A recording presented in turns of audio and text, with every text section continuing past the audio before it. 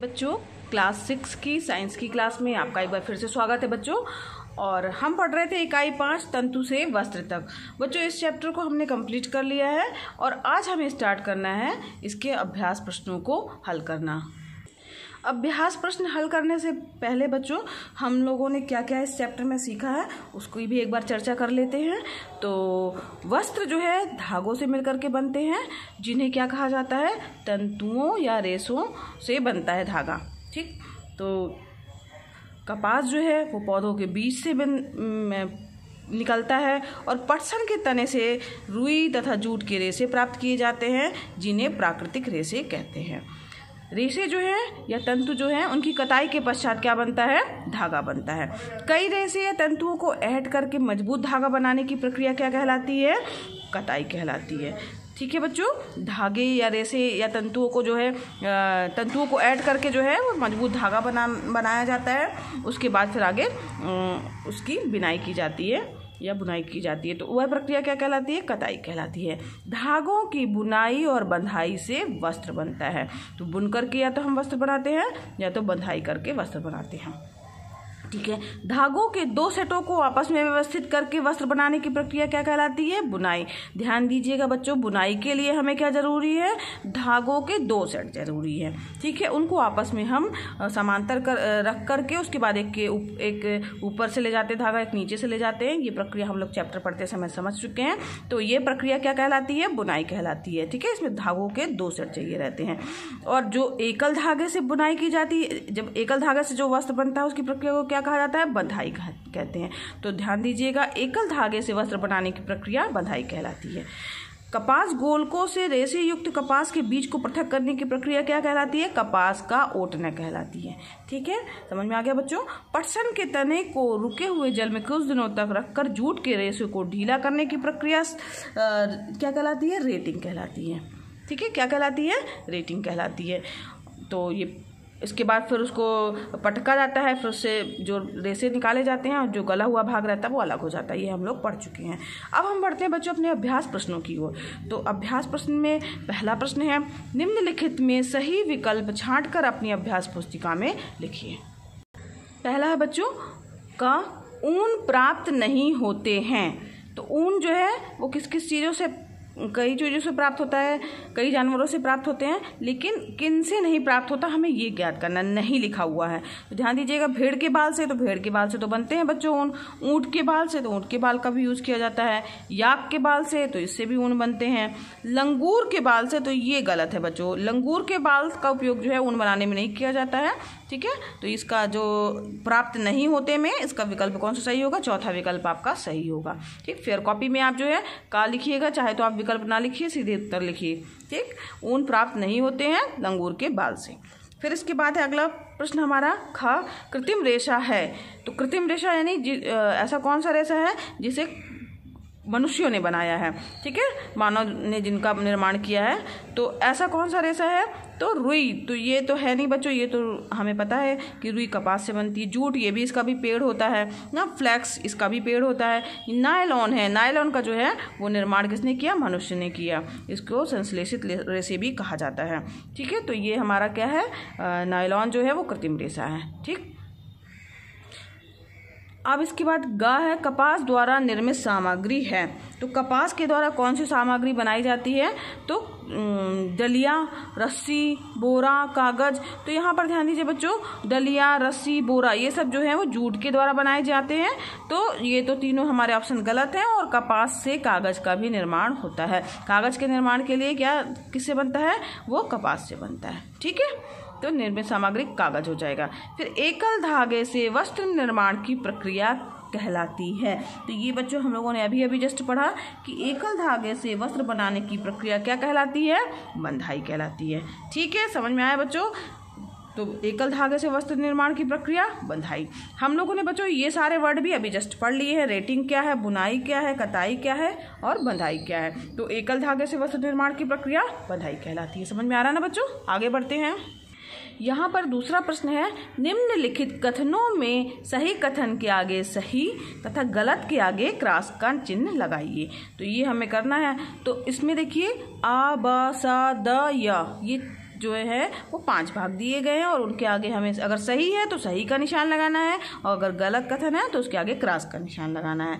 ठीक है, प्रश्नों को ध्यान से पढ़िएगा बच्चों। कई बार लिखा होता है सही या गलत लिखिए, तो सही गलत लिखना है। ठीक, अगर लिखा है कि निशान लगाने के लिए तो आप सही और गलत का निशान लगाइएगा। कभी कभी सत्य और असत्य भी लिख दिया, लिखता है प्रश्न में कि सत्य या असत्य बताइए, तो आपको सत्य या असत्य लिखना है। अपने मन से चिन्ह या क्रॉस नहीं लगाना है या सही गलत नहीं लिख देना है। जो प्रश्न में है आपको वो ध्यान रखते हुए वही काम करना है। ठीक है, तो अब आगे बढ़ते हैं प्रश्न नंबर 2 में कि आमें धागों की बुनाई और बंधाई से वस्त्र बनाए जाते हैं। तो ये बात सही है बच्चों कि धागों की बुनाई करके और बंधाई करके हम वस्त्र का निर्माण करते हैं। ये कथन हमारा क्या है, सही है, क्योंकि यहाँ निशान लगाने के लिए लिखा है तो हम सही का निशान लगाएंगे। फेयर कॉपी में बच्चों ये आप प्रश्न जो है वो लिखिएगा, उसके आगे सही का एक ऐसा बॉक्स भी बना सकते हैं और सही गलत का निशान लगाइएगा। बाह्य तंतु धागों से मिलकर बनते हैं। तो तंतु जो है वो धागों से मिलकर के बनते हैं क्या, तो ये बात गलत है, क्योंकि तंतु धागों से मिलकर नहीं बनते, धागा जो है वो तंतुओं से मिलकर के बनता है ना। अब उल्टा लिखा हुआ तो ये हमारा क्या हो जाएगा, गलत हो जाएगा। ठीक है, समझ में आ रहा बच्चों। सा है इसका, जूट प्राप्त करने के लिए पटसन की फसल को पुष्पन अवस्था में काटते हैं। तो ये पाठ पढ़ाते समय जो है इसकी हम लोगों ने चर्चा की थी कि जूट प्राप्त करने के लिए जो है वो हम उसको फसल को पुष्पन की अवस्था में ही काटते हैं।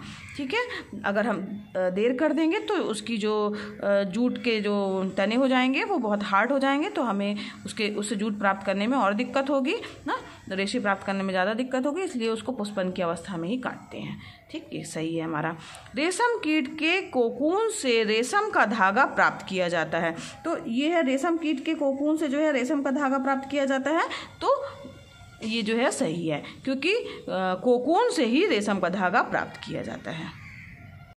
अगला है हमारा कि कपास की खेती के लिए बलुई मिट्टी उपयुक्त होती है। तो बच्चों कपास की खेती करने के लिए हमने पढ़ा है चैप्टर पढ़ते समय कि कैसी मिट्टी चाहिए, काली मिट्टी चाहिए। का से कपास, का से काली मिट्टी, का से कपास, का से काली मिट्टी। ध्यान दीजिएगा बच्चों, ये अक्सर पूछा जाता है। सिर्फ ये हमारे साइंस के लिए, अभी कक्षा 6 के लिए ही नहीं इंपॉर्टेंट क्वेश्चन है, कई बार प्रतियोगी परीक्षाओं में भी ऐसा प्रश्न आता है कि कपास की खेती के लिए किस तरह की मिट्टी उपयुक्त होती है। तो कपास की खेती के लिए बच्चों कैसी मिट्टी उपयुक्त होती है, काली मिट्टी। तो यहाँ पर बलुई मिट्टी लिखा है, यानी ये हमारा क्या है, कथन गलत है, तो इसके लिए हम क्रॉस का निशान लगाएंगे।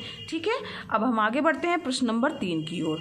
तीसरा प्रश्न है रिक्त स्थानों की पूर्ति कीजिए, यानी हमें फिल इन द ब्लैंक्स करना है, खाली स्थानों को भरना है सही शब्दों से।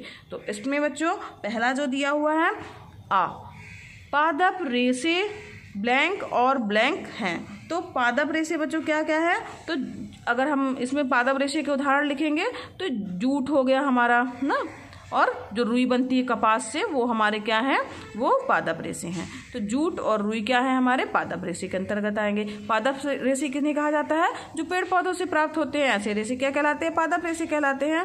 तो जूट हो गया और रुई हो गई, ये क्या है, पादप रेशे हैं। ब्लैंक और ब्लैंक जंतु रेशे हैं। तो किन्हीं भी 2 जंतु रेशों का नाम आप उदाहरण के रूप में लिख सकते हैं। तो यहाँ देखिए बच्चों, हम लोगों ने पढ़ा था कि जंतुओं से प्राप्त किए जाने वाले प्राकृतिक रेशे जांतव रेशे कहलाते हैं। तो जो जंतुओं से प्राप्त होते हैं तो ऊन जो है वो भेड़ के बालों से प्राप्त होता है, और रेशम के धागे रेशम कीट के कोकून से प्राप्त किए जाते हैं। तो इसके आंसर में आप जो है रेशम लिख सकते हैं, जो कि जांतव से रेशे हैं, और क्या जो है वो भेड़ के बाल लिख सकते हैं। ठीक, तो इसके उत्तर में आप लिख देंगे भेड़ के बाल, भेड़ के बाल। ठीक है, समझ में आ रहा बच्चों। और यहाँ पर क्या है, ये रेशम। ठीक, रेशम भी हमें जंतु रेशे हैं जो कि जंतुओं से प्राप्त होते हैं। ठीक, अब इसके बाद सा है हमारा कपास के बीज से प्राप्त किया जाता है। तो कपास के बीज से क्या प्राप्त किया जाएगा, कपास के बीज से कपास के गोलक प्राप्त किए जाते हैं। तो यहाँ पे आप लिख दीजिएगा कपास के गोलक प्राप्त, कपास के बीज से कपास या कपास के गोलक नहीं प्राप्त किया जाता है, तो कपास बस लिख दीजिएगा, कपास प्राप्त किया जाता है। कपास के बीज को क्या कहा जाता है बच्चों, हम लोगों ने इसके लिए एक वर्ड और पढ़ा था, बिलौना ना। तो बिलौने निकलते हैं, उसको बीज को बिलौना भी कहा जाता है, और उस बिलौने से जो है वो हम क्या करते हैं, जो कपास गोलक भी इनको कहा जाता है। तो कपास के बीज से ही हम क्या प्राप्त करते हैं, कपास को प्राप्त करते हैं। ठीक है, और फिर अगला है यहाँ पर आ जाएगा कपास। ठीक, इसके बाद है के तने से जूट के रेशे प्राप्त किए जाते हैं। तो जूट के रेशे जो है वो किसके तने से प्राप्त किए जाते हैं? जूट लिख सकते हैं या तो उसी को क्या कहा जाता है? पटसन। तो पटसन भी लिख सकते हैं आप और जूट भी लिख सकते हैं। पटसन और जूट एक ही है। पटसन के तने से जूट के रेशे प्राप्त किए जाते हैं या जूट के तने से जूट के रेशे प्राप्त किए जाते हैं। ठीक है, तो दोनों इसमें आप दोनों लिख सकते हैं, पटसन या तो जूट भी लिख सकते हैं। आप ऑब्लिक में लिखिएगा, या तो पटसन लिखिए या तो जूट लिखिए, दोनों सही होगा आपका उत्तर। ठीक है, अब यहाँ पर सही जोड़े बनाने के लिए लिखा गया है बच्चों।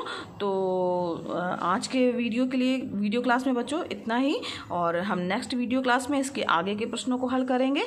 बच्चों अगर पढ़ाना पसंद आ रहा हो तो वीडियो को ज़रूर लाइक कीजिएगा, और आपने अभी तक मेरे चैनल को सब्सक्राइब नहीं किया है तो सब्सक्राइब भी कीजिए, क्योंकि ये वीडियो क्लासेस जो है एकदम निःशुल्क हैं, फ्री हैं। आप भी इसका लाभ लीजिए और दूसरे बच्चों को भी प्रेरित कीजिए। धन्यवाद बच्चों, मिलते हैं नेक्स्ट वीडियो क्लास में, आगे के प्रश्न हल करेंगे।